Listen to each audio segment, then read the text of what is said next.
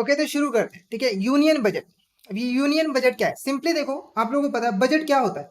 ठीक है, budget simply देखो, जब हम अपने फ्यूचर में होने वाले खर्चे और हमें इनकम कितनी रिसीव होगी उसका एक हम एस्टिमेट लगाते हैं, तो उसी को हम यहाँ पर क्या कहते हैं? बजट। यानी कि हम क्या करते हैं, हम एक एस्टिमेट लगाते हैं कि पर्टिकुलर, जैसे एग्जांपल के लिए मान लो एक 1 मंथ हमारे घरों में बजट बनता है ना। ठीक है, तो इस 1 मंथ में हम कौन कौन से यहाँ पर खर्चे करने वाले हैं और उन खर्चों को पूरा करने के लिए हमारे पास कहाँ कहाँ से जो है पैसा आएगा, उसको हम यहाँ पर बना लेते हैं सिंपली। ठीक है, तो इसमें हम क्या लिखते हैं? सबसे पहले इस महीने में कौन कौन से हमें एक्सपेंडिचर करने हैं, जैसे कि हमें एजुकेशन पे कितना खर्च करना है। ठीक है, स्कूल में बच्चों की फीस कितनी है, वो सब हम एस्टिमेट लगाते हैं और उसको पूरा करने के लिए हम ये भी देखते हैं कि हमें इनकम कहाँ कहाँ से रिसीव आएगी। ठीक है, ये तो हो गया नॉर्मल बजट। अब आप लोगों को पता है कि जो हमारी देश है, गवर्नमेंट है, ठीक है, उसे भी हमारे इंडिया को चलाना होता है।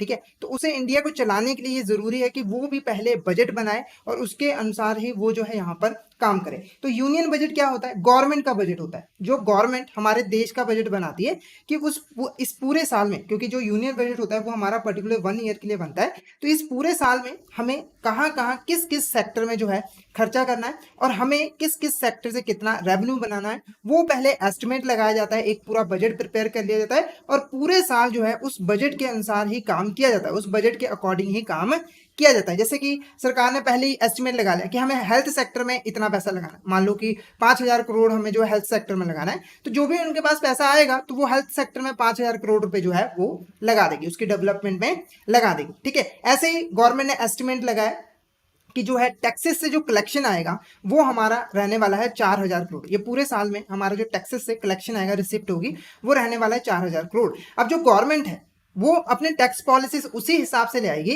कि वो जो उनको टैक्स से रिसीव हो वो कितना हो, यहाँ पर हमें 4,000 करोड़ रुपए का हो। ठीक है, अब देखो ये साल के स्टार्टिंग में किया जाता है ताकि पूरे साल जो है अच्छे तरीके से काम किया जा सके। अगर किसी काम को करने का बजट बना होता है, हमें पता होता है कि हमें फ्यूचर में करना क्या है, कैसे करना है, तो हम उस काम को अच्छे से परफॉर्म कर पाते हैं। तो इसीलिए जो हमारी गवर्नमेंट है उसे पता तो है गवर्नमेंट जो हमारे देश की डेवलपमेंट करनी है, तो इसीलिए पहले ही वो बजट बना लेते कि हमें इस तरीके से डेवलपमेंट करनी है और इस सेक्टर में इतना यहाँ पर पैसा देना है। तो यूनियन बजट बेसिकली क्या होता है? एक एस्टिमेट होता है। किस चीज का एस्टिमेट होता है? यहाँ पर देखो, रिसिप्ट और expenditure of the government for that particular year. मतलब कि यूनियन बजट एक ऐसी स्टेटमेंट है, एनुअल स्टेटमेंट है, जिसमें हमारी जो इंडियन गवर्नमेंट है उसको कितनी रिसिप्ट होने वाली है, ठीक है, और उसने उस रिसिप्ट से आए पैसे को कहाँ कहाँ जो है उसका एक्सपेंडिचर करना है, उसका एक एस्टिमेट लगाया जाता है। क्लियर है? अब इसको बनाता कौन है, इसको प्रिपेयर कौन करता है? तो यहाँ पे देखो, मिनिस्ट्री ऑफ फाइनेंस, जो हमारा मिनिस्ट्री ऑफ फाइनेंस है, वो नीति आयोग के साथ विचार विमर्श करके जो है बजट बनाता है। नीति आयोग आप लोगों को पता है जो हमारे देश में प्लानिंग करती है, इकोनॉमिक प्लानिंग करती है कि हमें देश में कैसे जो है प्लान्स बनाने हैं, कैसे उसको इंप्लीमेंट करना है, उससे रिलेटेड जो है गवर्नमेंट को असिस्ट करती है। तो बजट भी तो हमारा एक प्लानिंग का ही हिस्सा होता है, इकोनॉमिक प्लानिंग का हिस्सा ही होता है। तो इसीलिए जो मिनिस्ट्री ऑफ फाइनेंस है वो नीति आयोग की हेल्प से उससे सलाह मशवरा करके जो है यूनियन बजट प्रिपेयर करता है। क्लियर? तो इसके ऊपर एमसीक्यू बन सकता है कि प्रिपेयर बनाता कौन है। ठीक है, उसके बाद नेक्स्ट देखो, अब इसको प्रेजेंट कौन करता है? देखो, बना लिया, बनाने का काम किसका? मिनिस्ट्री ऑफ फाइनेंस का और नीति आयोग का, उन दोनों ने साथ में मिलकर यहाँ पर बनाया। अब इसको प्रेजेंट कौन करता है? तो हमारे देश के जो यूनियन फाइनेंस मिनिस्ट्री होते हैं, जो वित्त मंत्री होते हैं, वो जो है हमारे बजट को पार्लियामेंट में कहाँ पेश करते हैं? पार्लियामेंट में 1 मतलब कि फरवरी महीने की 1 तारीख को हमारे जो यूनियन फाइनेंस मिनिस्ट्री है वो जो है हमारे देश का जो बजट है वो पार्लियामेंट में पेश करते हैं और पार्लियामेंट जो है उसको एक्सेप्ट करता है। क्लियर है आपको? तो ये कुछ इंपॉर्टेंट इंफॉर्मेशन आपको बजट के रिगार्डिंग जो है याद रखनी है, इस पे एमसीक्यू बन सकता है। क्लियर है आपको? तो यहां पर पहली चीज क्या रखनी है? एस्टिमेटेड रिसिप्ट और एक्सपेंडिचर। दूसरी, कौन प्रिपेयर करता है? Ministry of finance. किसके साथ मिलकर? नीति आयोग के साथ मिलकर। प्रेजेंट कौन करते हैं? Union finance minister. Union finance minister कहां प्रेजेंट करते हैं? पार्लियामेंट में। कब प्रेजेंट करते हैं? 1 फरवरी में। तो ये कुछ इंपॉर्टेंट इंफॉर्मेशन आपको यहाँ पर ध्यान में रखनी है। नेक्स्ट क्या है? Components of budget. अब ये जो हमारा बजट है वो किन किन चीजों से मिलकर जो है बना होता है, इसके कंपोनेंट्स क्या है, इसके पार्ट्स कौन है। तो दो चीजें आप लोग को क्लियर हो गई होंगी। जो हमारा बजट होता है उसमें मेनली क्या चीजें होती हैं? एक गवर्नमेंट की रिसिप्ट्स होती हैं, जो उनको रिसीव होना है, जो उनके पास पैसा आना है, दूसरा उसका एक्सपेंडिचर होता है। तो ये दो इंपॉर्टेंट कंपोनेंट होते हैं हमारे बजट के, इनके बेस पे ही हमारा जो बजट है वो बनाया जाता है। क्लियर है? तो यहाँ पर देखो एक चार्ट है जिसके अकॉर्डिंग हम समझेंगे कैसे हमारा बजट सिस्टम जो है काम करता है। तो यहाँ पर देखो गवर्नमेंट बजट के अंदर जो हमारा टोटल बजट होता है दो बजट में डिवाइडेड होता है, एक होता है रेवेन्यू बजट और एक होता है यहाँ पर हमारा कैपिटल बजट।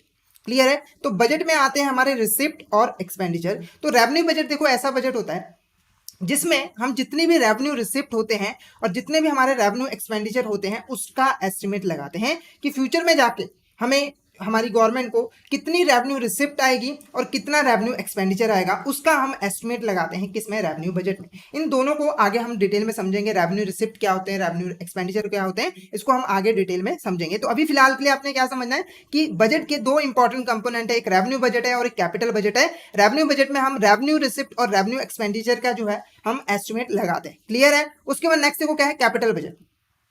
कैपिटल बजट भी हमारी दो चीजों से मिलकर बना होता है, कैपिटल रिसिप्ट और कैपिटल एक्सपेंडिचर।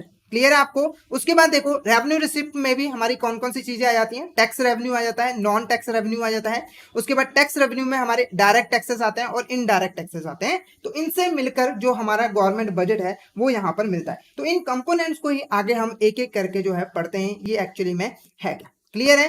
नेक्स्ट पहला हम स्टार्ट करने वाला है रिसिप्ट। ठीक है, हमने पढ़ा कि दो चीजें इंपॉर्टेंट है, रिसिप्ट और एक्सपेंडिचर। तो हम यहाँ पर स्टार्ट करेंगे रिसिप्ट से। रिसिप्ट का सिंपली मीनिंग देखो क्या है कि जो पैसा हमें यहाँ पर रिसीव हो रहा है, गवर्नमेंट को जो पैसा रिसीव हो रहा है, चाहे टैक्स की फॉर्म में रिसीव हो रहा है चाहे किसी और फॉर्म में रिसीव हो रहा है, वो गवर्नमेंट के लिए क्या है, यहाँ पर रिसिप्ट है। बजट में रिसिप्ट का भी एस्टिमेशन लगाया जाता है कि टोटल इतना पैसा तो हमारे पास आना चाहिए। ठीक है, अब जो रेवेन्यू रिसिप्ट है, ठीक है, वो हमारी दो तरीके की होती है। क्या होती है? दो तरीके की होती है। एक होता है हमारा रेवेन्यू रिसिप्ट और एक होता है हमारा यहाँ पर कैपिटल रिसिप्ट। इसके बारे में हमने ऑलरेडी जब हमने फिस्कल पॉलिसी के बारे में पढ़ा था तो उसमें मैंने डिटेल में यहाँ पर समझाया था। यहाँ पर सिर्फ हम एक ओवरव्यू सा लेंगे, ठीक है, ताकि आप टॉपिक से रिलेट कर पाओ। ठीक है, तो यहाँ पर देखो रेवेन्यू रिसिप्ट क्या होता है, यहाँ पर सिंपली रिसिप्ट विच नाइदर क्रिएट लायबिलिटी और नॉर रिड्यूस एसेट। यानी कि कोई भी ऐसी रिसिप्ट जिससे हमारी जो गवर्नमेंट है उसकी कोई ना तो कोई लायबिलिटी बनती है और ना ही उसकी कोई एसेट जो है वो रिड्यूस होती है, उसे हम यहाँ पर क्या कहते हैं, रेवेन्यू रिसिप्ट। जैसे एग्जांपल के लिए टैक्स। ठीक है, टैक्स देखो क्या है, एक रिसिप्ट होती है गवर्नमेंट के लिए, है ना, पर इस टैक्स के आने से ना तो गवर्नमेंट की कोई लायबिलिटी इंक्रीज होती है। लायबिलिटी का मतलब जो उसने यहाँ पर पे करना है फ्यूचर में, जैसे हमने किसी से लोन ले लिया होता है ना, 50 लाख का लोन ले लिया, तो फ्यूचर में आपने उसको पे करना है, तो वो आपके लिए क्या बन जाती है, एक लायबिलिटी बन जाती है ना। ठीक है, तो यहाँ पर देखो जैसे ही टैक्स आया उससे ना तो कोई लायबिलिटी बनी कि फ्यूचर में हमें टैक्स सिटीजन को वापस करना है, ऐसा कुछ है नहीं। ठीक है, ना ही यहाँ पर कोई एसेट बनी, है ना। तो ये हमारी क्या है, यहाँ पर रेवेन्यू रिसिप्ट है। आगे रेवेन्यू रिसिप्ट को भी हम फर्दर दो पार्ट्स में डिवाइड करते हैं, एक होता है हमारा टैक्स रेवेन्यू और एक होता है हमारा नॉन टैक्स रेवेन्यू। तो नाम से आपको पता लग रहा होगा कि टैक्स रेवेन्यू क्या है, ऐसा रेवेन्यू जो गवर्नमेंट को टैक्स लगा के आता है। आप लोगों को पता है कि गवर्नमेंट जो है हमारा जो हम पे एक्सपेंडिचर करते हैं, हमारे देश के डेवलपमेंट के जो एक्सपेंडिचर करते हैं उसका पैसा हम ही से रिसीव करते हैं, क्योंकि वो अल्टीमेटली एक्सपेंडिचर हमारे लिए ही किया जाता है। तो गवर्नमेंट हमारे ऊपर कई तरह के यहाँ पर टैक्स लगाती है जिससे गवर्नमेंट को रेवेन्यू होता है और वो हमारे डेवलपमेंट में पैसा खर्च कर पाती है। अभी जो टैक्स रेवेन्यू होते हैं वो भी दो तरीके के होते हैं। ठीक है, हमारे जो टैक्सेस होते हैं वो दो तरीके के होते हैं, एक होता है डायरेक्ट टैक्स और एक होता है हमारा यहाँ पर इनडायरेक्ट टैक्स। ठीक है, इन दो टैक्सेस से जो गवर्नमेंट है वो पैसा हमसे कलेक्ट करती है। पहली बात करते हैं डायरेक्ट टैक्स। डायरेक्ट टैक्स क्या होता है? डायरेक्ट टैक्स ऐसा टैक्स होता है जिसमें एक पर्सन जिसके ऊपर गवर्नमेंट टैक्स लगाती है वो डायरेक्टली गवर्नमेंट को टैक्स पे करता है और टैक्स से रिलेटेड जितना भी काम होता है वही करता है। जैसे एग्जांपल के लिए इनकम टैक्स। ठीक है, इनकम टैक्स है ना, जो हमारी इनकम पे लगता है, तो गवर्नमेंट देखो जो पर्सन इनकम कमाता है उसी के ऊपर डायरेक्टली टैक्स लगाती है और वही पर्सन टैक्स को जो है उस टैक्स रिलेटेड जो रिटर्न है वो भी फाइल करता है और पैसा जो है गवर्नमेंट को पे करता है। तो ये हमारा क्या हो गया, डायरेक्ट टैक्स हो गया। इसमें दो ही पर्सन है, एक ए है, एक गवर्नमेंट है हमारी, ठीक है, और एक वो पर्सन जिसके ऊपर टैक्स लगाता है। ये टैक्स लगा रही है, ये सीधा इसको पेमेंट कर दे रही है। ये क्या है, डायरेक्ट टैक्स है। ठीक है, उसके बाद नेक्स्ट क्या है, इनडायरेक्ट टैक्स। इनडायरेक्ट टैक्स में क्या है कि जिस पर्सन पे टैक्स लगाया जाता है वो डायरेक्टली गवर्नमेंट को टैक्स नहीं पे करता, वो इनडायरेक्ट बेस से टैक्स पे करता है। जैसे एग्जांपल के लिए जीएसटी, जो गुड्स ऑन सर्विस टैक्स है, जो हमारे जब भी हम कोई गुड्स वगैरह खरीदते हैं तो उस पर हमें टैक्स पे करना पड़ता है ना। तो यहाँ पर देखो, आप देखोगे कि जब भी हम टैक्स कोई सामान खरीदते हैं तो टैक्स कौन पे करता है, हम पे करते हैं, है ना। जो हमने प्राइस पे किया उसमें टैक्स पहले ही इंक्लूडेड है। ठीक है, हम टैक्स किसको पे करते हैं, दुकानदार, जो हमारा शॉपकीपर होता है उसे पे करते हैं। अब ये जो दुकानदार होता है, शॉपकीपर होता है, वो हमसे पैसा कलेक्ट करके गवर्नमेंट को पे करता है। किसको पे करता है, गवर्नमेंट को। ठीक है, तो आप इसमें देखोगे कि गवर्नमेंट टैक्स किस पे लगा रही है, शॉपकीपर में, ठीक है। पर ये टैक्स का बर्डन किसके ऊपर पड़ रहा है, हमारे ऊपर पड़ रहा है। ये पर्सन तो सिर्फ कलेक्शन और पेमेंट का काम कर रहा है, अल्टीमेटली टैक्स कौन पे कर रहा है, हम पे करें। तो ये क्या है, हमारा इनडायरेक्ट टैक्स है। क्या है हमारा यहाँ पर, इनडायरेक्ट टैक्स है, ठीक है। तो यहाँ पर देखो अब हमारा यहाँ पर क्या है कि it is collected by one entity, एक एंटिटी यहाँ पर कलेक्ट करती है, ठीक है। जैसे कि मैन्युफैक्चर हो गए, रिटेलर हो गए, किससे कलेक्ट करती है, कंज्यूमर से, जो गुड्स और सर्विसेज कंज्यूम करती है और गवर्नमेंट को पे कर देते हैं। एग्जाम्पल हमारा क्या है, गुड्स एंड सर्विस टैक्स।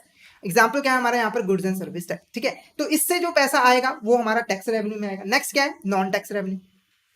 अब गवर्नमेंट को क्या टैक्स से ही थोड़ी पैसा आता है, सारा पैसा गवर्नमेंट को टैक्स से नहीं आता। गवर्नमेंट और भी बहुत सारे काम करते हैं जिससे उसको पैसा मिलता है। पहला देखो क्या, इंटरेस्ट रिसीव। इंटरेस्ट रिसीव देखो, गवर्नमेंट ने अगर यहाँ पर लोन दिया है किसी पब्लिक इंटरप्राइजेस को, किसी को भी यहाँ पर लोन दिया है, तो उसको हर साल एक इंटरेस्ट मिलता होगा, ठीक है। आप लोगों को पता है लोन पे इंटरेस्ट पे होता है। तो वो क्या है, गवर्नमेंट के लिए एक रिसिप्ट है। कौन सी रिसिप्ट है, रेवेन्यू रिसिप्ट है, क्योंकि ना तो उससे कोई लाइबिलिटी हमारी इंक्रीज हो रही है, ना ही एसेट रिड्यूस हो रही है। नेक्स्ट क्या है, डिविडेंड एंड प्रॉफिट, ठीक है। आप लोगों को पता है कि जो गवर्नमेंट है वो कई सारे बिजनेस भी करते हैं, पब्लिक सेक्टर अंडरटेकिंग जो है चलाते हैं। अब वो काम करेंगे, उनसे प्रॉफिट होगा, प्रॉफिट किसको मिलेगा, गवर्नमेंट को मिलेगा, तो वो उसको जो है डिविडेंड की फॉर्म में यहाँ पर मिल जाता है, ठीक है। अब यहाँ पे दो वर्ड लिखे होंगे, प्रॉफिट्स एंड डिविडेंड, ठीक है। इन दोनों के बीच में डिफरेंस बताता हूँ। देखो प्रॉफिट क्या है, बिजनेस चलाया, ठीक है, जो हमने कमाया, ठीक है। उसके बाद डिविडेंड क्या होता है, देखो जो भी कंपनीज होती है ना, जब भी वो कोई प्रॉफिट कमाती है तो वो सारा का सारा प्रॉफिट जो है अपने ओनर्स को नहीं देती है, उसमें से कुछ हिस्सा अपने पास फ्यूचर के लिए बचा के रख लेती है। तो प्रॉफिट का जो हिस्सा गवर्नमेंट अब कंपनी अपने ओनर्स यानी कि शेयर होल्डर्स को डिस्ट्रीब्यूट कर देती है, उसे हम यहाँ पर क्या कहते हैं, डिविडेंड। क्लियर है। नेक्स्ट क्या है, एक्सटर्नल ग्रांट्स। ग्रांट्स देखो क्या होते हैं, फाइनेंशियल बेनिफिट होता है जो कि यहाँ पर गवर्नमेंट को मिलता है। जैसे कि बाहर से कोई पर्सन आता है, बिजनेसमैन आता है, तो वो गवर्नमेंट को कोई फाइनेंशियल हेल्प जो है यहाँ पर प्रोवाइड करता है, वो क्या होता है, हमारा यहाँ पर एक्सटर्नल ग्रांट होता है। ये कोई लोन वगैरह नहीं होता, ये ऐसे ही जो है प्रोवाइड करते हैं, जैसे होता है ना, हम फंड में डोनेट कर देते हैं, ऐसा ही कुछ है, ठीक है। तो यहाँ पर देखो इससे भी लाइबिलिटी ना तो इंक्रीज हो रही है, ना ही हमारी एसेट रिड्यूस हो रही है। तो ये भी हमारा क्या होता है, नॉन टैक्स रेवेन्यू होता है, रेवेन्यू रिसिप्ट होता है, ठीक है। ऐसे ही यूनियन टेरिटरी से अगर किसी भी तरह की यहाँ पर रिसिप्ट आती है, तो ये हमारा क्या था, यहाँ पर रेवेन्यू रिसिप्ट। क्या थे हमारे यहाँ पर, रेवेन्यू रिसिप्ट। आई होप आपको क्लियर हो गया होगा। फटाफट से मुझे चैट बॉक्स में बता दीजिए कि आपको रेवेन्यू रिसिप्ट क्लियर है। फटाफट से एक बार चैट बॉक्स में जरूर बता दीजिए कि आपको रेवेन्यू रिसिप्ट क्लियर है।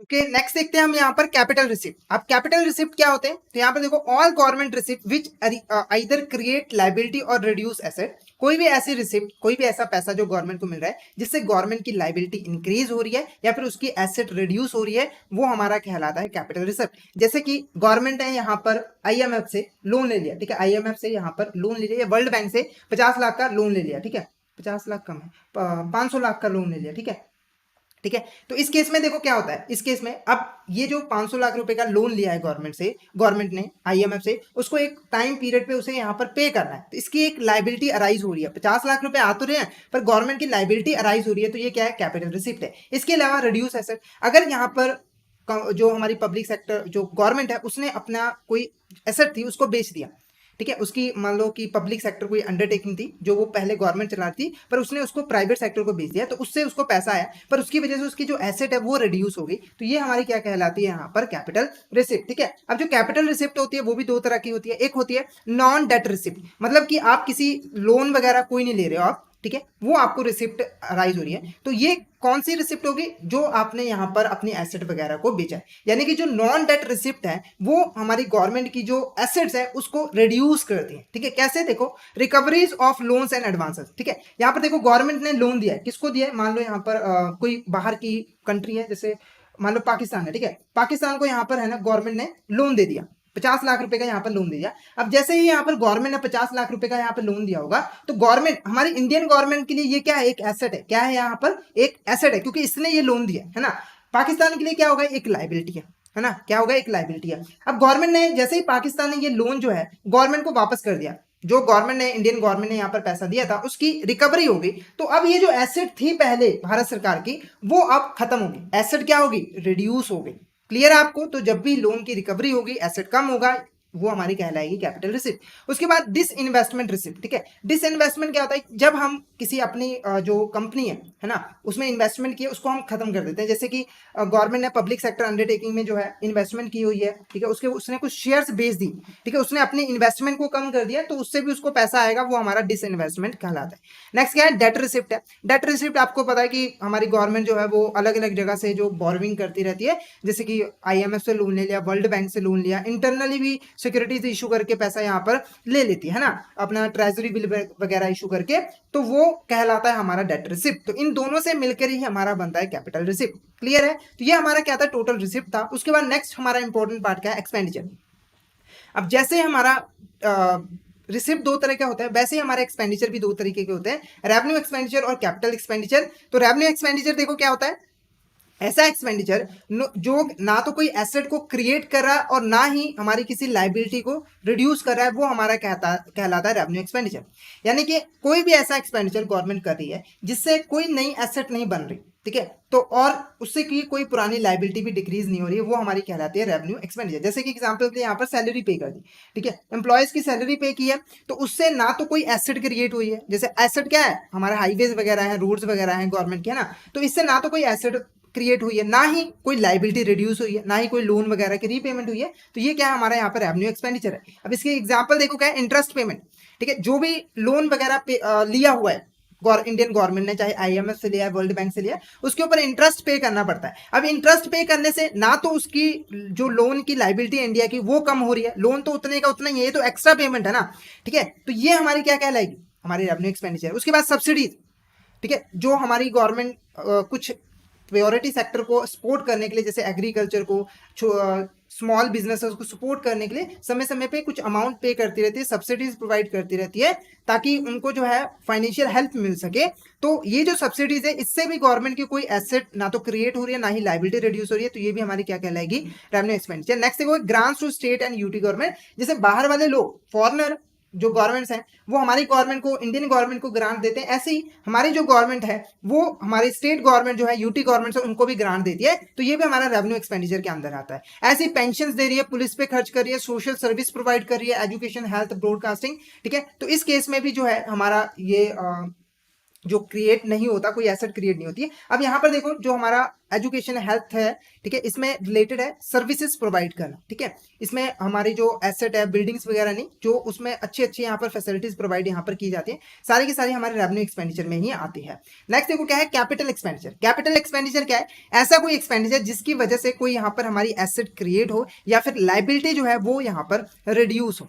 क्लियर है आपको, तो यहाँ पर जैसे डिफेंस, ठीक है, हमारा जो डिफेंस है, जो मिलिट्री वगैरह, उसमें उनको कई सारे इक्विपमेंट्स की यहाँ पर जरूरत पड़ती रहती है, तो वो इक्विपमेंट जब खरीदती है तो एक्सपेंडिचर लगता है, खर्च करना पड़ता है, वो क्या है, गवर्नमेंट के लिए एक एसेट क्रिएट करता है, ठीक है। नेक्स्ट है लोन्स टू पब्लिक इंटरप्राइजेस, अगर लोन दे रही है पब्लिक, जो हमारे पब्लिक सेक्टर अंडरटेकिंग्स है, उनको यहाँ पर लोन प्रोवाइड कर रही है गवर्नमेंट, तो वो भी लोन्स क्या है, एक तरह का यहाँ पर एसेट ही है। ऐसे ही loans to state and UT governments, अगर गवर्नमेंट यहाँ पर किसी भी तरह का लोन या प्रोवाइड कर रही है हमारी स्टेट या यूटी गवर्नमेंट को, तो वो भी हमारी स्टेट सेंट्रल गवर्नमेंट के लिए क्या है, एक एसेट होती है।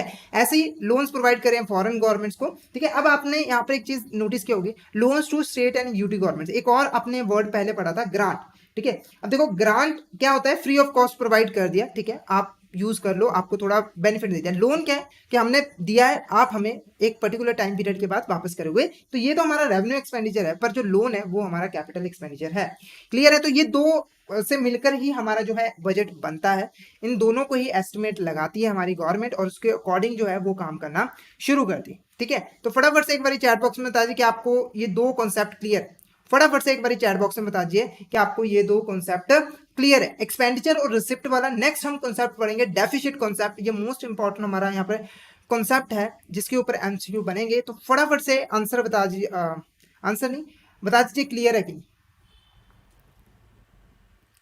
नहीं क्लियर है, तो वो भी बता दीजिए ताकि क्लियर किया जा सके, फटाफट से बता दीजिए।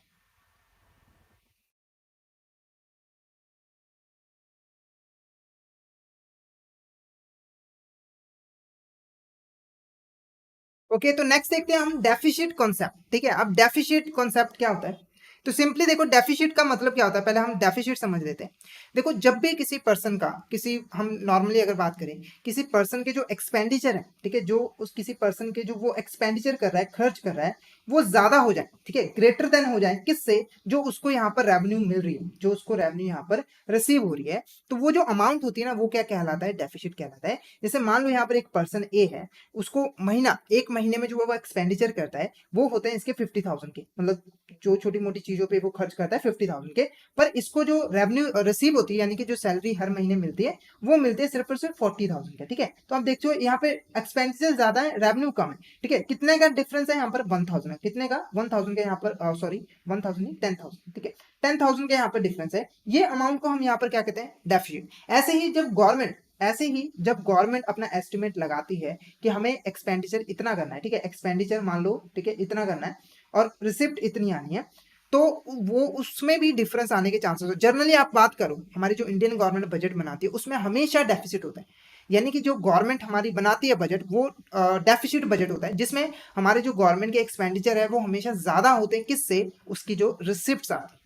क्लियर है आपको। अब वो डेफिसिट को गवर्नमेंट जो है वो डिफरेंट तरह के बोरोविंग से लेके जो है यहाँ पर पूरा करते हैं। तो अब हम डेफिसिट कॉन्सेप्ट ही पढ़ेंगे कि कितने तरह के डेफिसिट होते हैं हमारे बजट में, ठीक है। तो पहला डेफिसिट देखो क्या है, हमारा फिस्कल डेफिसिट। क्या है हमारा यहाँ पर, फिस्कल डेफिसिट। ये मोस्ट इंपॉर्टेंट जो है डेफिसिट होता है, ठीक है। तो यहाँ पर देखो फिस्कल डेफिसिट क्या है, fiscal deficit is the excess of total expenditure. पहले क्या बात की जा रही है, टोटल एक्सपेंडिचर, ठीक है। टोटल एक्सपेंडिचर किससे ज्यादा होगा, net recoveries over revenue receipt and non debt receipt, ठीक है। तो यहाँ पर एक चीज आपको ध्यान रखनी है कि टोटल एक्सपेंडिचर की बात की जा रही है, अगर टोटल एक्सपेंडिचर हमारा ज्यादा हो, ठीक है, टोटल एक्सपेंडिचर हमारा ज्यादा हो, किससे ज्यादा हो, हमारा यहाँ पर रेवेन्यू रिसिप्ट, हमने पढ़ा ना, revenue receipt plus non debt receipt, यानी कि जो हमारी टोटल रिसिप्ट यहाँ पर इंक्लूड होगी। आप देखोगे यहाँ पे टोटल रेवेन्यू, उसमें से जो बोरोविंग की होगी ना गवर्नमेंट ने, वो यहाँ पर माइनस कर देना है, यानी कि जो टोटल एक्सपेंडिचर है वो उसमें से माइनस कर देना है क्या, टोटल रेवेन्यू।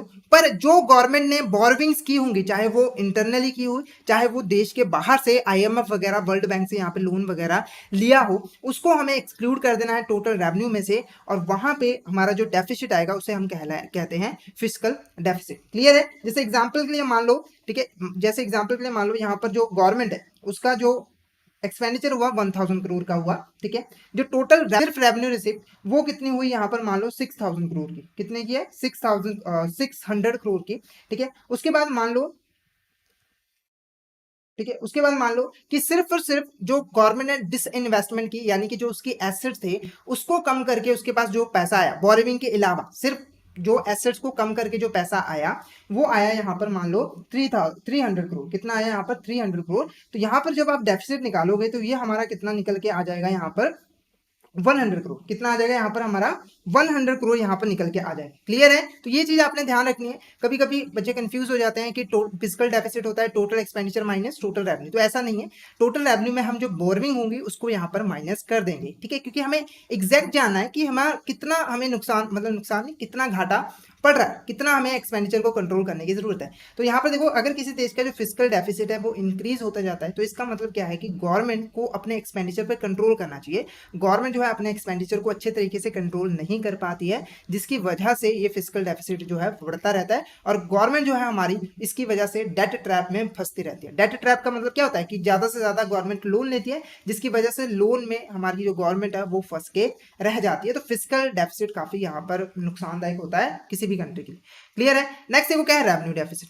अब रेवेन्यू डेफिसिट क्या है, नाम से आपको पता लग रहा होगा कि इसमें जो भी टर्म्स आएंगे वो रेवेन्यू से रिलेटेड होगी। अब दो ही चीज थी रेवेन्यू में, अगर आप बात करो तो एक क्या था, रेवेन्यू रिसिप्ट, और एक था रेवेन्यू एक्सपेंडिचर, ठीक है। तो रेवेन्यू डेफिसिट क्या हुआ, total revenue expenditure minus total revenue receipt. ये बिल्कुल सिंपल सा है, जितनी भी टोटल एक्सपेंडिचर्स हैं, ठीक है, और रेवेन्यू एक्सपेंडिचर है, उसमें से अगर आप टोटल रेवेन्यू रिसिप्ट माइनस कर दोगे तो जो ज्यादा एक्सेस होगा वो हमारा रेवेन्यू डेफिसिट कहलाएगा। क्लियर है आपको। नेक्स्ट देखो क्या है, इफेक्टिव रेवेन्यू डेफिसिट। अब ये इफेक्टिव रेवेन्यू डेफिसिट क्या होता है, ठीक है। नेक्स्ट है हमारा इफेक्टिव रेवेन्यू डेफिसिट। अब इफेक्टिव रेवेन्यू डेफिसिट यहाँ पर देखो सिंपली क्या होता है, effective revenue deficit is the revenue deficit minus grants in aid for creation of capital asset. मतलब कि जो हमने यहाँ पर रेवेन्यू डेफिसिट कैलकुलेट किया, ठीक है, यहाँ पर हमने एक रेवेन्यू डेफिसिट कैलकुलेट किया कैसे कैलकुलेट किया हमने रेवेन्यू डेफिसिट? यहाँ पर जो हमारे टोटल रेवेन्यू एक्सपेंडिचर थी उसमें से हमने जो है टोटल रेवेन्यू रिसिप्ट जो है वो यहाँ पर हमने माइनस कर दी। अगर हम इसमें से, ठीक है, ये जो हमारा टोटल रेवेन्यू डेफिसिट है उसमें से अगर हम माइनस कर दें, क्या माइनस कर दें? Grants in aid for creation of capital asset. अभी हमने पढ़ा था जब हमने रेवेन्यू एक्सपेंडिचर की बात की थी, तो उसमें हमने पढ़ा था कि जो हमारी सेंट्रल गवर्नमेंट है वो हमारी स्टेट गवर्नमेंट और यूटी गवर्नमेंट को कई तरह के जो है ग्रांट्स प्रोवाइड करते हैं। क्या प्रोवाइड करते हैं? यहाँ पर हमारी ग्रांट्स यहाँ पर प्रोवाइड करते हैं, है ना।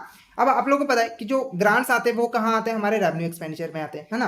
तो यहाँ पर बोला गया है कि अगर आपको इफेक्टिव रेवेन्यू डेफिसिट कैलकुलेट करना है इफेक्टिव, तो उस केस में जो भी ग्रांट्स आपने जो हमारी सेंट्रल गवर्नमेंट उसने स्टेट गवर्नमेंट या यूटी को दिया था और वो स्टेट गवर्नमेंट या यूटी ने उस पैसे से कोई एसेट क्रिएट कर ली, यहाँ पर बोला है ना कि ग्रांट प्रोवाइड किया गया है क्रिएशन ऑफ कैपिटल एसेट।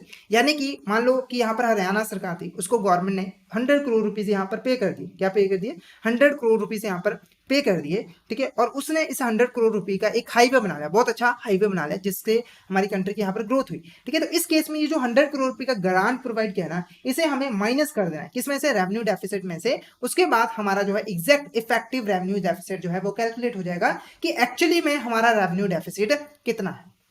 क्योंकि देखो ये हमारा एसेट क्रिएशन हो गया, ठीक है, एसेट हमारी एक बढ़ गई, तो इसे हमें यहाँ पर माइनस करना पड़ेगा, ठीक है। तो ये फॉर्मूले आपने यहाँ पर याद रखने हैं। अब देखो अगर किसी गवर्नमेंट का जो रेवेन्यू डेफिसिट है वो आ जाए, मतलब अगर किसी गवर्नमेंट का जो रेवेन्यू डेफिसिट है वो बढ़ता रहे, तो इससे क्या पता लगता है कि जो हमारी गवर्नमेंट है वो अपने जो नॉर्मल फंक्शंस होते हैं ना उनको करने के लिए भी पैसा नहीं जुटा पा रही। जो हमारे नॉर्मल गवर्नमेंट जो डे टू डे वो बिजनेस करते हैं, फंक्शंस परफॉर्म करते हैं, एम्प्लॉयज की सैलरी वगैरह देना, उनको पूरा करने के लिए भी उनके पास एग्जैक्ट पैसा नहीं है, ठीक है। तो ऐसे में हमारी कंट्री की जो है ग्रोथ कम होगी।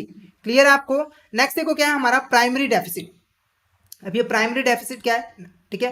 प्राइमरी डेफिसिट देखो सिंपली क्या होता है, जो हमने फिजिकल डेफिसिट कैलकुलेट किया था, ऊपर हमने फिजिकल डेफिसिट कैलकुलेट किया था, उसमें से अगर हम यहाँ पर इंटरेस्ट पेमेंट जो है वो माइनस कर दें तो ये हमारा निकल के आता है यहाँ पर हमारा प्राइमरी डेफिसिट। अब प्राइमरी डेफिसिट क्या बताता है कि हम, ठीक है, हमारा जो फिजिकल डेफिसिट, देखो फिजिकल डेफिसिट के जो पैसा है, ठीक है, जो भी फिजिकल डेफिसिट आ रहा है, जो टोटल एक्सपेंडिचर माइनस जो टोटल रिसिप्ट है, ठीक है, एक्सक्लूडिंग बोरविंग। अब ये जो फिजिकल डेफिसिट है वो क्या होता है? बोरविंग होती है। क्या होती है? बोरविंग होती है। तो इस घाटे को पूरा करने के लिए गवर्नमेंट क्या करती है? बोरो करती है, चाहे IMF से बोरो करे या फिर वर्ल्ड बैंक से बोरो करती है ना।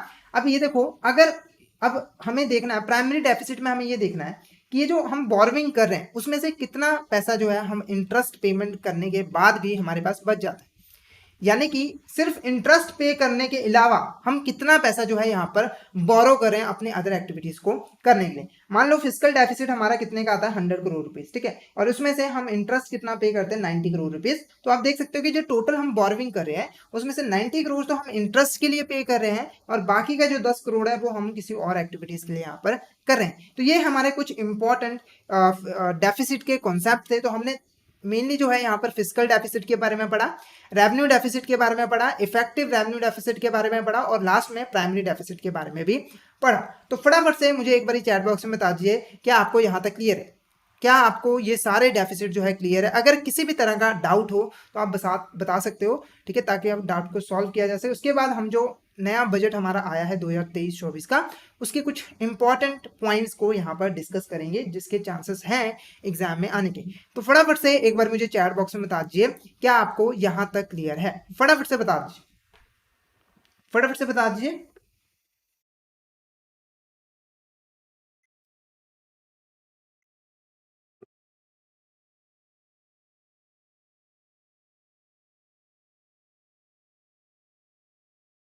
क्लियर है? नेक्स्ट देखें।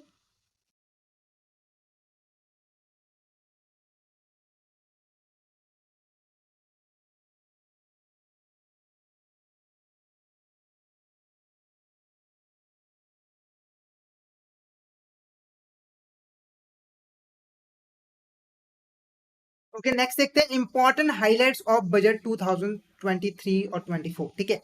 सबसे पहला जो इंपॉर्टेंट हाईलाइट है वो यहाँ पर आता है हमारा विजन फॉर अमृत का, ठीक है, जो हमारे फाइनेंस मिनिस्टर थे उन्होंने जो है स्पीच अपनी विजन फॉर अमृतकाल से यहाँ पर स्टार्ट की थी। अब ये बेसिकली होता क्या है विजन फॉर अमृतकाल, तो इसके अंडर जो हमारी फाइनेंस मिनिस्टर है उन्होंने बताया कि हमें जो है 2047 तक, ठीक है, 2047 तक हमारी जो इकॉनमी है उसको डेवलप इकॉनमी बनाना है, ठीक है, मतलब कि ऐसी इकॉनमी बनाना है जो कि एक हमारे वर्ल्ड के साथ जो है प्रॉपर तरीके से compete कर सके। हमें स्ट्रॉन्ग नॉलेज बेस्ड इकॉनमी बनानी है, स्ट्रॉन्ग इकॉनमी बनानी है, ठीक है। अब ये कैसे किया जाएगा, जो हमारा फाइनेंशियल सेक्टर है उसको बूस्ट किया जाएगा, उसको फाइनेंशियल हेल्प प्रोवाइड की जाएगी, ठीक है, ताकि वो जो है डेवलपमेंट कर सके। और साथ के साथ पब्लिक फाइनेंस में यहाँ पर प्रोवाइड किए जाएंगे हमारे जो अलग अलग यहाँ पर सेक्टर्स है, ठीक है। तो विजन ऑफ फॉर अमृतकाल का मिशन क्या था यहाँ पर कि 2047 तक जब हम अपने देश की 100वीं जो है सालगिरह यहाँ पर इंडिपेंडेंस डे मनाएंगे, ठीक है, तो उस केस में हमारा जो देश है वो डेवलप नेशन में आना चाहिए, ठीक है। तो इसके लिए मेनली 3 ऑब्जेक्टिव्स के यहाँ पर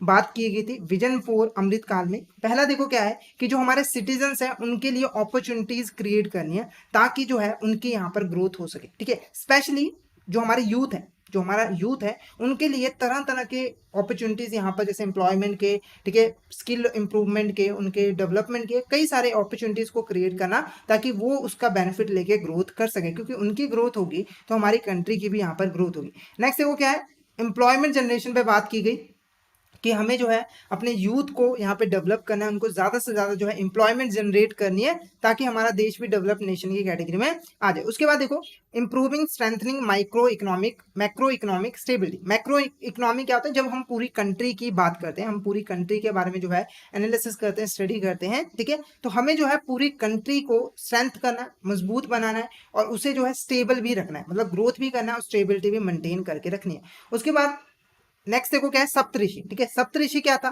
इसमें मेनली जो है 7 एरिया, जो हमारे 7 प्रायोरिटी सेक्टर्स हैं उन पे जो है फोकस करने की बात की गई थी कि ये जो 7 सेक्टर्स हैं, प्रायोरिटीज हैं, इनमें हमें ज्यादा ध्यान देना है और इसकी जो है जल्दी से जल्दी ग्रोथ करनी है। तो एमसीक्यू बन सकता है सप्तऋषि बेसिकली है क्या, तो है क्या बेसिकली इसमें 7, इसका नाम सप्तऋषि क्यों है, क्योंकि 7 प्रायोरिटी सेक्टर्स पे जो है यहाँ पर ध्यान दिया गया, 7 की कंपोनेंट पे यहाँ पर ध्यान दिया गया था। कौन कौन से हमारे यहाँ पर देखो, सबसे पहले इंक्लूसिव डेवलपमेंट। इंक्लूसिव का डेवलपमेंट का मतलब कि हमें जो है अपनी कंट्री के हर एक सेक्टर को डेवलप करना है। मतलब ये नहीं है कि एक सेक्टर बहुत ज्यादा डेवलप है और एक बहुत ही कम, ऐसा नहीं है। हमें अपने देश के हर एक सेक्टर को यहाँ पर डेवलप करना है, उसको फाइनेंशियल हेल्प प्रोवाइड करनी है ताकि वो भी यहाँ पर जो है ग्रोथ कर सके। खास करके जो हमारा एग्रीकल्चर सेक्टर है, जो हमारा एमएसएमई सेक्टर है, माइक्रो स्मॉल मीडियम एंटरप्राइजेस, उनके ऊपर यहाँ पे ज्यादा ध्यान देना है।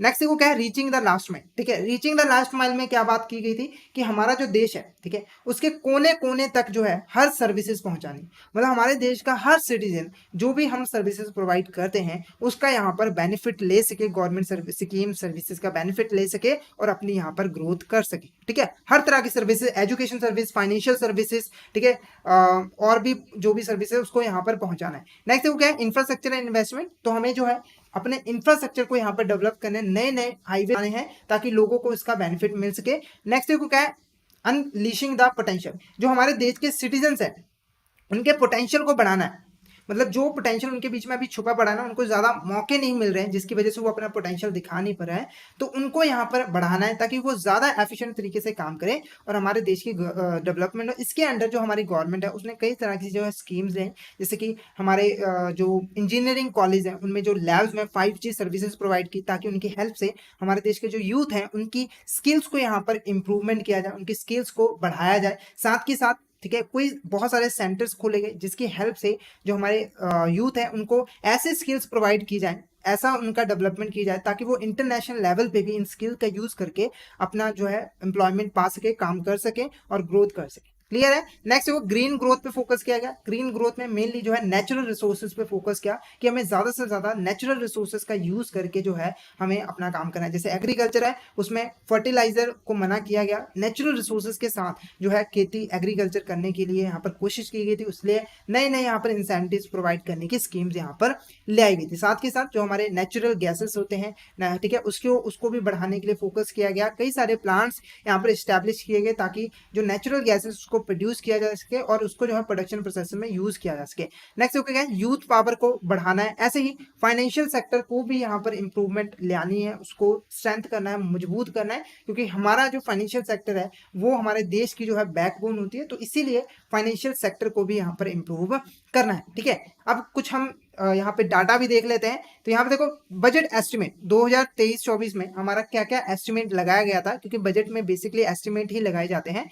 तो देखो टोटल एक्सपेंडिचर का जो एस्टिमेट लगाया था वो कितना लगाया था, 45 लाख करोड़। ठीक है, तो इसके ऊपर एमसीक्यू बन सकता है कि 2022-23 में कितना एस्टिमेट लगाया था एक्सपेंडिचर का। तो टोटल एक्सपेंडिचर हमारा कितना होगा यहाँ पर 45 लाख का, कितना होगा 45 लाख का। उसमें से अब टोटल रिसिप्ट का जो लगाया गया था, ठीक है, total receipt other than boring, मतलब कि बोरिंग को छोड़ के जो बाकी की जो हमें रिसिप्ट होगी टोटल वो कितनी होगी 27.2 लाख करोड़। कितना 27.2 लाख करोड़, जिसमें से जो टैक्स से रिसिप्ट आएगी, जो नेट टैक्स से रिसिप्ट आएगी वो कितनी होगी 23.3 लाख करोड़। ठीक है, तो 45 एक्सपेंडिचर होगा जिसमें से 27.2 लाख करोड़ हमें टोटल रिसिप्ट होगी, जिसमें से 23.3 लाख करोड़ जो है हमें यहाँ पर टैक्स रिसिप्ट आएंगे। उसके बाद नेक्स्ट देखो डेफिसिट। अब देखो डेफिसिट इंपॉर्टेंट पॉइंट है कि अब इस साल जो है हमारा डेफिसिट कितना रहने वाला है, क्योंकि जो एस्टिमेट लगाया है उसमें आप देख सकते हो कि जो हमारा एक्सपेंडिचर है वो ज्यादा है किससे, हमारे रिसिप्ट से।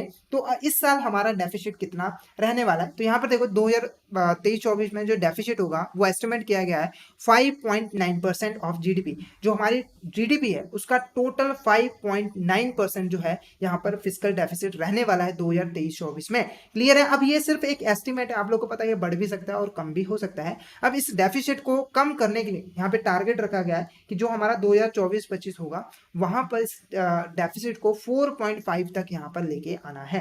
क्लियर है आपको। नेक्स्ट देखो अब एक्सपेंडिचर में जो हमारा कैपिटल एक्सपेंडिचर है उसका यहाँ पर क्या एस्टिमेट लगाया गया है, क्या प्रोसीजर बनाया गया है। तो यहाँ पर देखो कैपिटल एक्सपेंडिचर में जो कैपिटल एक्सपेंडिचर है उसमें टोटल फाइनेंशियल ईयर में जो है हमारा 2023-24 में 10 लाख करोड़ रुपीस, ठीक है, 10 लाख करोड़ रुपीस जो है कैपिटल एक्सपेंडिचर पे खर्च किया जाएगा, यानी कि एसेट क्रिएशन पे खर्च किया जाएगा। नए नए हाईवेज बनाए जाएंगे, रोड्स बनाए जाएंगे, एजुकेशन इंस्टीट्यूट यहाँ पर बनाए जाएंगे। क्लियर है, अगर हम इसका पिछले साल से कंपैरिजन करें 2022-23 से कंपैरिजन करें तो उससे जो है 33% जो है वो इंक्रीज किया गया है कैपिटल एक्सपेंडिचर में। 2022-23 में ये कितना था हमारा 7.3 लाख करोड़। ठीक है, नेक्स्ट देखो फाइनेंशियल सेक्टर। अब ये इंपॉर्टेंट है कि फाइनेंशियल सेक्टर में क्या क्या यहाँ पर रिफॉर्म्स है, हमारा जो बजट है उसमें फाइनेंशियल सेक्टर के लिए क्या क्या यहाँ पर नई नई पॉलिसीज यहाँ पर ले आएगी। सबसे पहले देखो क्रेडिट गारंटी फॉर एमएसएमई। ठीक है, जो गवर्नमेंट है उसने कई स्कीम के अंदर जो हमारी एमएसएमई उसको क्रेडिट गारंटी प्रोवाइड किया। क्रेडिट गारंटी के अंदर जो एमएसएमई सेक्टर है वो बिना कोई सिक्योरिटी दिए, कोलैटरल सिक्योरिटी दिए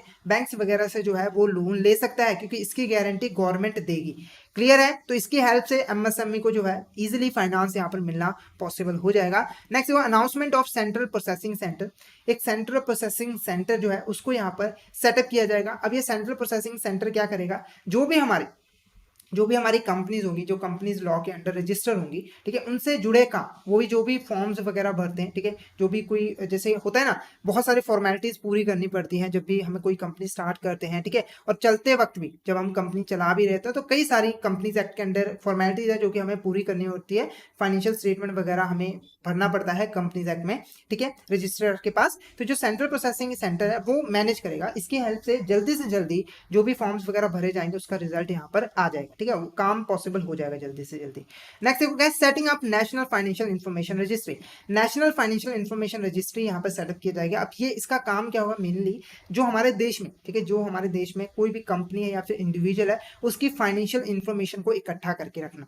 यानी कि जैसे कोई बोरोवर है ना, कोई लोन लेना चाहता है, तो ये जो फाइनेंशियल हिस्ट्री जो हमारी फाइनेंशियल इंफॉर्मेशन रजिस्ट्री है ये उसके पिछले रिकॉर्ड को, उसने कितना लोन लिया था, कहाँ से लोन लिया गया था, पे किया कि नहीं पे किया, उसका पूरा रिकॉर्ड जो है मेंटेन करके रखिए, ताकि जब भी कोई लोन दे पार्टी तो उसको पता हो कि वो किसको यहाँ पर लोन दे रही है। नेक्स्ट वो क्या है, बैंकिंग सेक्टर को और इनहांस करने के लिए, अच्छा करने के लिए बहुत सारी पॉलिसीज ले आई जाएंगी, जिससे कि हमारा जो इन्वेस्टर प्रोटेक्शन है वो यहाँ पर किया जा सके, यानी कि जो डिपॉजिटर है उनकी प्रोटेक्शन यहाँ पर किया जा सके। ठीक है, नेक्स्ट देखो क्या है, अब जो हमारी गवर्नमेंट है वो यहाँ पर डिजिटल पब्लिक इंफ्रास्ट्रक्चर और डिजिटल पेमेंट्स को, जो कि हमारे बैंकिंग सेक्टर का एक इंपॉर्टेंट पार्ट है, ठीक है, उसके ऊपर भी यहाँ पर जो है ध्यान दिया जाएगा, उसको यहाँ पर फाइनेंस वगैरह प्रोवाइड किया जाएगा ताकि वो भी यहाँ पर ग्रोथ कर सके। साथ के साथ यहाँ पर महिला सम्मान बचत पत्र योजना जो है ये एक नया शुरू किया गया है, ठीक है। ये एक ऐसी स्कीम है जिसके अंडर जो हमारी वुमेन्स है, ठीक है, जो लड़कियां हैं वुमेन्स हैं, वो जो है, ठीक है, वो जो है 2 लाख तक का, ठीक है, 2 लाख तक की अमाउंट जो है वो 2 सालों तक इस स्कीम के अंडर जो है सब जमा करवा के रख सकती हैं और इनके ऊपर इनको जो है 7.5% का इंटरेस्ट मिलेगा। यानी कि ये क्या है कि स्मॉल सेविंग स्कीम है जिसमें हमारी जो महिलाएं हैं जो पैसा सेव करके रखती हैं वो जो है स्कीम के अंडर पैसा जमा करा सकती हैं। मैक्सिमम अमाउंट कितना है, 2 लाख रुपीज। तो ये आपने याद रखनी है। टाइम कितना है, 2 ईयर्स। इंटरेस्ट कितना मिलेगा, 7.5%। आप सोचोगे कि बैंक में जमा करवा देते, तो देखो बैंक में इतना इंटरेस्ट नहीं मिलता, ठीक है, ये स्पेशली वुमेन्स के लिए। तो यहाँ पर जो इंटरेस्ट रेट 7.5% मिल रहा है ना, ये ज्यादा इंटरेस्ट है। क्लियर है। इसके अलावा देखो हमारे अदर सेक्टर्स भी हैं, उनको क्या क्या यहाँ पर प्रोवाइड किया गया है। तो जो डिफेंस सेक्टर है हमारा, उसमें जो है 5.94 लाख करोड़ रुपीस जो है देने का बजट बनाया गया। उसके बाद ऐसे ही जो हमारे ट्रांसपोर्ट और हाईवेज हैं, ठीक है, जो ट्रांसपोर्ट और हाईवेज बनाने के लिए जो कॉन्ट्रैक्ट है उसमें जो है 2.7 लाख रुपीस यहाँ पर दिए गए, जिसका यूज किया जाएगा ट्रांसपोर्ट और हाईवेज को बनाने के लिए। ऐसे ही जो हमारी मिनिस्ट्री ऑफ रेलवेज है उनको भी 2.4 लाख रुपीस यहाँ पर प्रोवाइड किए जाएंगे। तो ये कुछ हमारी इंपॉर्टेंट हाईलाइट्स हैं जो कि हमारे रिसेंट बजट में जो है आई चेंजेस हैं। तो आपको ये सिर्फ डाटा वगैरह याद रखना है कि डेफिसिट कितना अज्यूम किया गया था, ठीक है, साथ के साथ कैपिटल एक्सपेंडिचर कितना है, ये सब आपने यहाँ पर जो है ध्यान रखना है क्योंकि इससे रिलेटेड एमसीक्यू यहाँ पर बन सकते हैं, ठीक है। तो फटाफट से एक बार मुझे चैट बॉक्स में बता दीजिएगा कि आपको यहाँ तक क्लियर है। इसके बाद हम कुछ इंपॉर्टेंट क्वेश्चन जो है सॉल्व करेंगे। फटाफट से चैट बॉक्स में एक बार मैसेज जरूर कर दीजिए अगर आपको यहाँ पर क्लियर है। नेक्स्ट हम इससे रिलेटेड कुछ इंपॉर्टेंट क्वेश्चन यहाँ पर देखेंगे। अगर आपको क्लियर है तो आप फटाफट से आंसर करना क्वेश्चन का।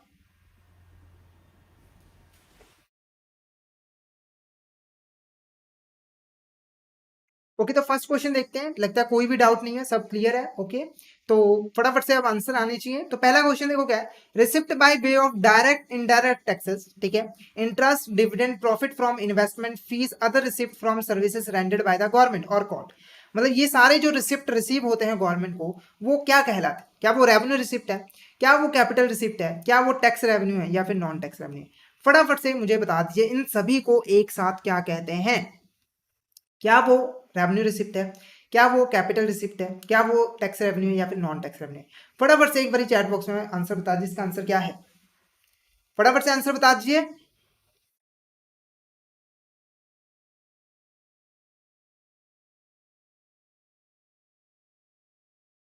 फटाफट से आंसर बता दीजिए, इसका आंसर क्या है?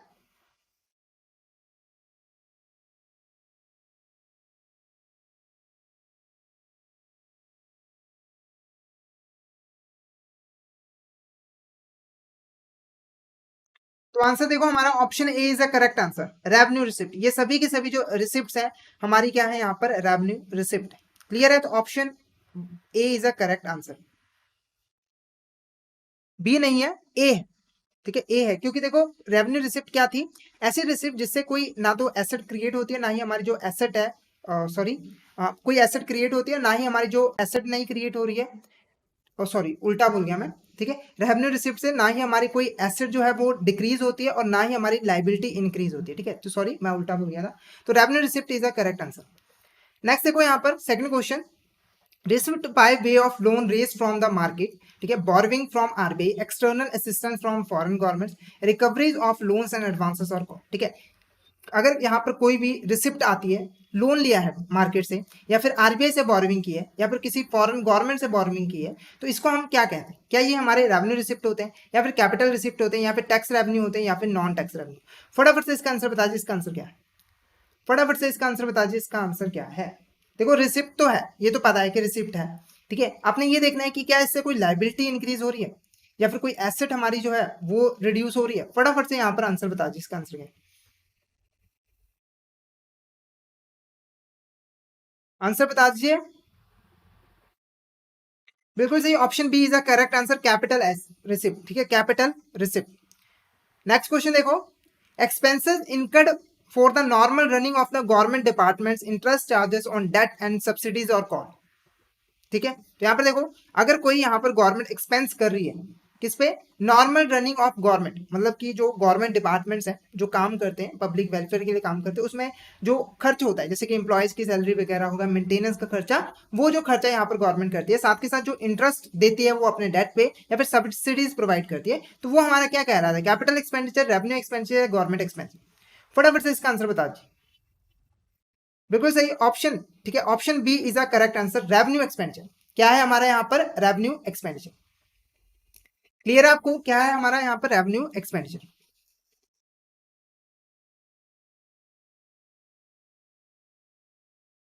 नेक्स्ट क्वेश्चन देखो, फोर्थ क्वेश्चन हमारा, loans and advances to state government is termed है। अगर हमारी जो सेंट्रल गवर्नमेंट है वो स्टेट गवर्नमेंट को किसी भी तरह का लोन प्रोवाइड करती है, तो वो हमारा क्या कहलाता है? Capital expenditure, revenue expenditure, government expense, या फिर ऑल ऑफ द अबव। फटाफट से इसका आंसर बता दीजिए, इसका आंसर क्या है? फटाफट से इसका आंसर बता दीजिए, इसका आंसर क्या है? अगर यहाँ पर गवर्नमेंट जो है, सेंट्रल गवर्नमेंट स्टेट गवर्नमेंट को लोन प्रोवाइड करती है, तो उसे हम यहाँ पर क्या कहते हैं? फटाफट से आंसर बता दीजिए यहाँ पर।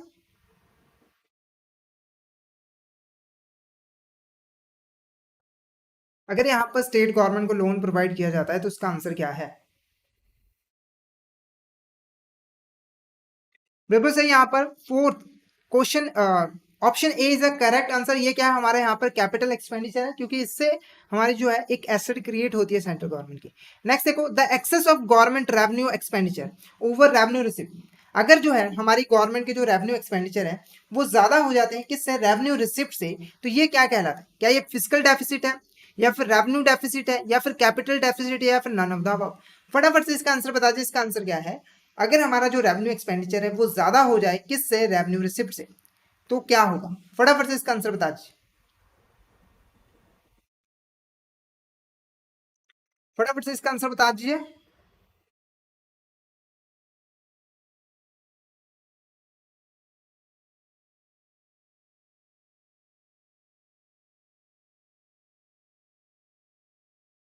बिल्कुल सही। यहाँ पर जो हमारा ऑप्शन बी है, revenue deficit is a correct answer, revenue deficit.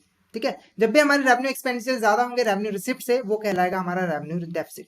Clear है? नेक्स्ट देखो हमारा, physical deficit is the excess of total expenditure over total receipt.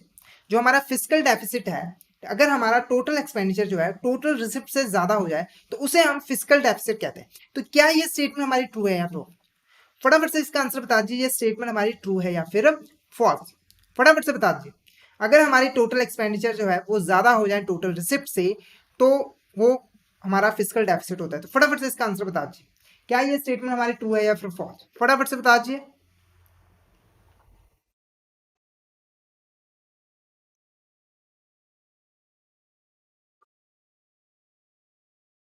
बिल्कुल सही आंसर हमारा, this statement is false. False क्यों है? तो यहाँ पर देखो, टोटल एक्सपेंडिचर ठीक है, टोटल एक्सपेंडिचर हम लेंगे, ठीक है, पर जब हम माइनस कर देना तो हम यहाँ पर जो रिसिप्ट है उसमें से बोरविंग को माइनस कर देते, यानी कि हम टोटल रिसिप्ट नहीं लेते, जो बोरविंग से पैसा आता है उसे हम माइनस कर देते, उसके बाद जो एक्सेस बचता है वो हमारा डेफिसिट कहलाता है। क्लियर है? नेक्स्ट क्वेश्चन देखो हमारा, next question, primary deficit is calculated by. जो हमारा प्राइमरी डेफिसिट है उसको कैसे कैलकुलेट किया जाता है? फटाफट से बता दीजिए, इसमें से कौन सा फॉर्मूला सही है हमारा यहाँ पर प्राइमरी डेफिसिट को कैलकुलेट करने का? क्या total expenditure minus total revenue? बिल्कुल सही, correct answer option C is a correct answer, option C is a correct answer. अगर हम फिजिकल डेफिसिट में से इंटरेस्ट पेमेंट को माइनस कर देंगे तो वो हमारा निकल के आता है प्राइमरी डेफिसिट इज कैलकुलेटेड। ठीक है, वो हम यहाँ पर कैलकुलेट कर सकते हैं। तो ये हमारा आज का टॉपिक था जिसमें हमने यूनियन बजट के बारे में पढ़ा, ठीक है, उसके डिफरेंट डिफरेंट कंपोनेंट्स के बारे में पढ़ा, और साथ के साथ जो हमारा नया बजट आया है 2023-24 का, उसके कुछ इंपॉर्टेंट हाईलाइट्स के बारे में भी डिस्कशन की है।